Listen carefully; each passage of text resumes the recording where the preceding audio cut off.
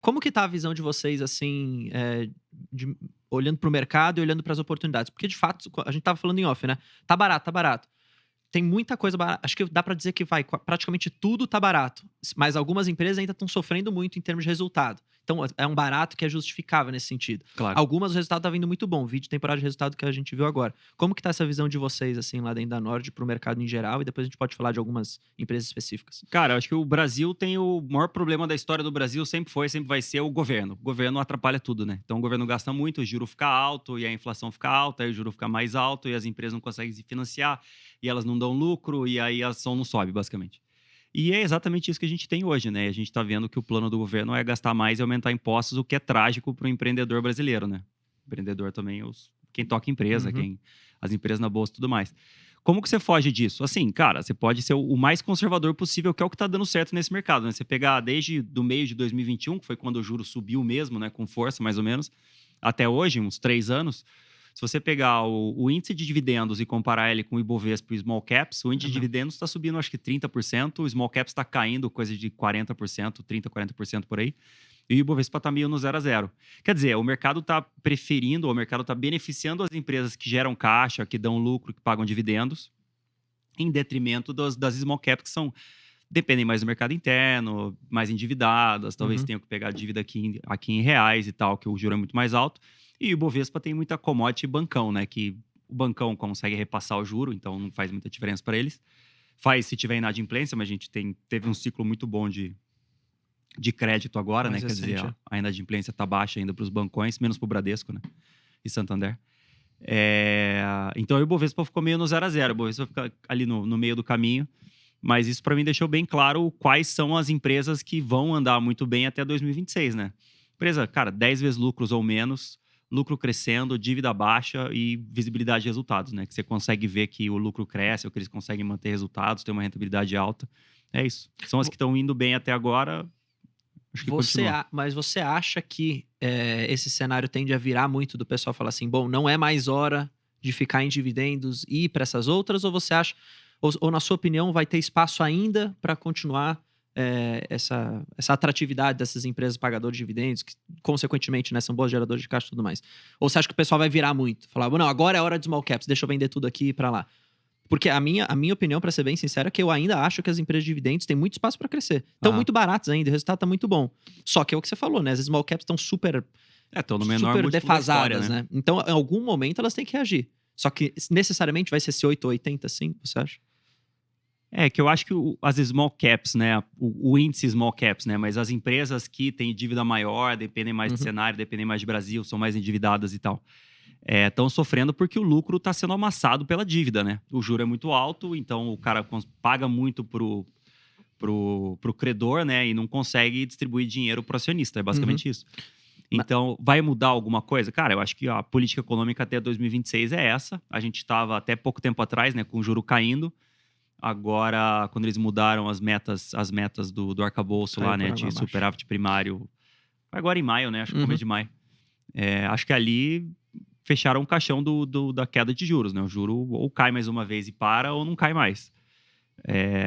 Basicamente porque o mercado está olhando e falando, cara, o governo não pode gastar tanto, a dívida cresce muito, está sem planejamento nenhum, as metas que eles criaram ano passado já não querem cumprir esse ano, então eu acho que só muda em 2026. Você fala, putz, mas o governo vai virar a mão e agora ele vai começar a economizar e tal. Você não acredita nisso? Ah, É, eu foda de acho muito pouco acreditar, né? provável, né? Eu concordo. É que dá pra você fazer uma árvore de decisão, né? Pensa Uhum. assim, putz, o Lula vai começar a economizar. Os caras que votaram nele vão votar nele porque ele economiza? Não. Quem votou nele, vota nele porque é esse plano, né? É desde a Dilma, é o mesmo plano. Uhum. O Lula 1, Lula 2. Lula 1 foi bom por causa das ideias do Pallotti, né? E derrubaram o Pallotti no Lula 1, Lula 2 era o Manteiga. Então, Lula 2, Dilma 1 e Dilma 2. São as mesmas ideias, é tudo igualzinho. Então, assim, eu acho muito pouco provável eles mudarem de ideia. Se mudarem, assim, a gente melhora rápido, mas aí tem que mudar e executar, né? Uhum. Mas eu acho que ele perde a eleição de qualquer jeito. Porque.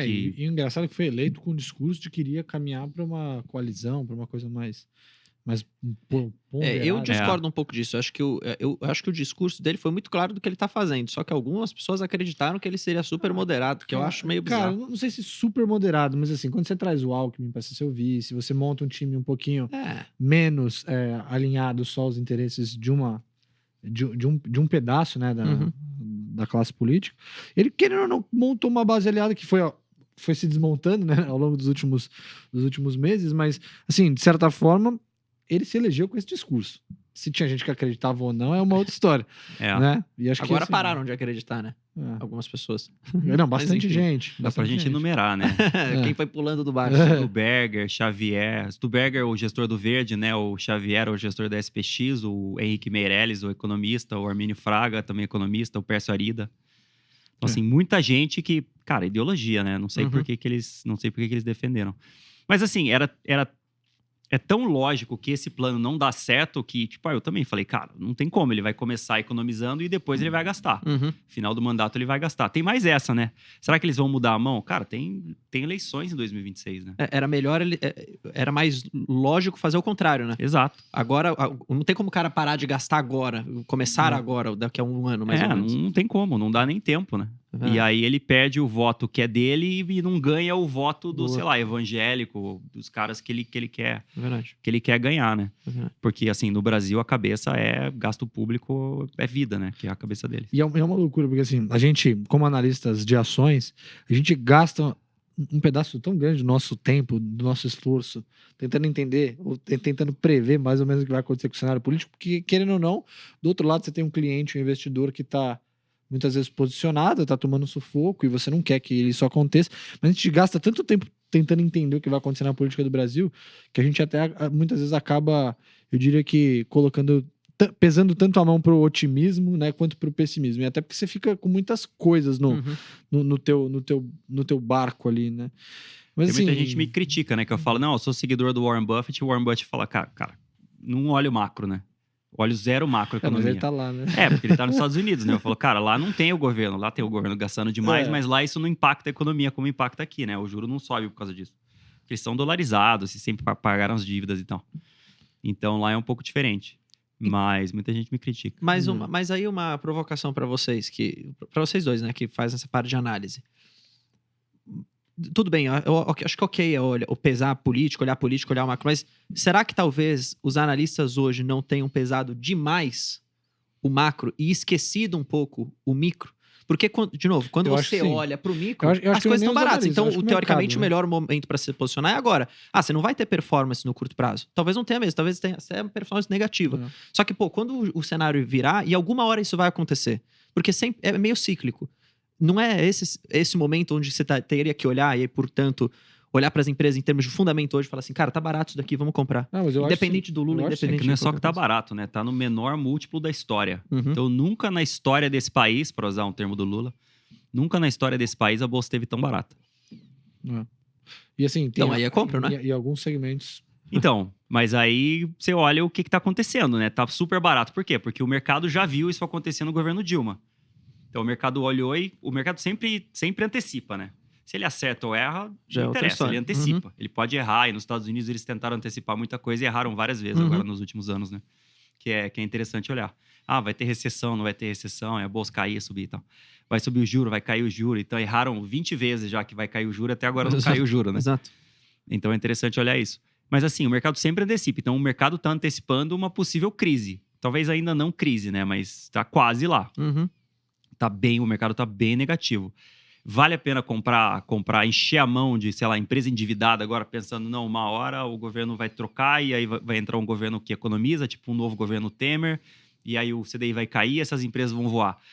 É difícil, entendeu? Entendi. Porque você tem até 2026. E se você colocar o dinheiro no CDI, você ganha 20 e poucos % até lá. Uhum. Sem correr risco. Sem né? correr isso. Mas assim, particularmente eu acho que o mercado ele sempre exagera um pouco assim nos dois extremos. Eu acho que tanto no otimismo quanto no O Benjamin Graham pessimismo. falava, né? Do pêndulo. E eu acho que hoje, tem muita coisa ruim no preço. E eu acho que assim, a popularidade do governo ela influencia bastante nas próximas decisões que eles vão tomar.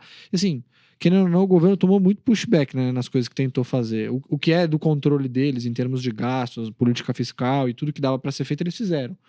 Mas, assim, em várias medidas eles têm tomado para trás, né, na hora de tentar passar algumas mudanças, derrubar alguns marcos que foram feitos lá no passado. Assim, eles estão tentando se mexer, de certa forma, mas eu tendo a achar que, beleza, o cenário é ruim. mas eu acho que a gente não explode em 2 anos, entendeu? Eu acho que a gente sobrevive nos próximos 2 anos, e aí acredito que quando as pessoas começarem a perceber isso, talvez não vai ser o melhor momento para você se posicionar. Então, assim, eu tendo a achar que, pô, é difícil de saber quando que vai parar de sangrar. Eu tenho falado bastante isso. Não acho que Ibovespa é um buy óbvio. Assim, você vai olhar só o valuation, parece muito óbvio, né? Mas eu não acho um buy óbvio, porque assim, você não sabe quando vai ser o fundo, quando isso aqui vai parar de cair ou quando vai dar uma sinalização de que as coisas vão mudar. Mas assim, eu já falei isso algumas vezes, quem tem um viés de, cara, não tô nem aí, tem um viés previdenciário, quero comprar ação, quero ser sócio, quero ficar para sempre com essa ação, pô, tem que ir comprando mesmo, entendeu? Vai caindo, vai comprando. Eu nunca conheci essa pessoa. Esse cara é assim. Pô, eu tô comprando. Compra, esquece. Não, mas assim, não é que eu tô comprando e esquecendo. Eu compro. É o que a gente falou no Tem começo. quantas empresas tem na carteira? 6 empresas, 6 empresas na carteira. 8 empresas na carteira. E são empresas que, historicamente, são boas geradoras de caixa. Boas, lucrativas, com dívida super controlada ou praticamente zerada, podemos colocar assim. E um pouquinho de exposição tem em commodities exportadora. 10 vezes lucros ou abaixo. É isso. É exatamente o que eu enumerei. É o que você estava falando. Então, essas empresas... Isso eu acho que vale a pena comprar. E desde Encher a mão alavancado, disso. né? Então, aí eu queria pegar essa visão aqui de você. Esse universo. Por exemplo, esse universo de ações, hoje elas estão performando super bem, performaram super bem no passado e tendem a performar para frente à medida que o resultado continua bom. E se o cenário melhorar, vai ajudar ainda mais, inclusive.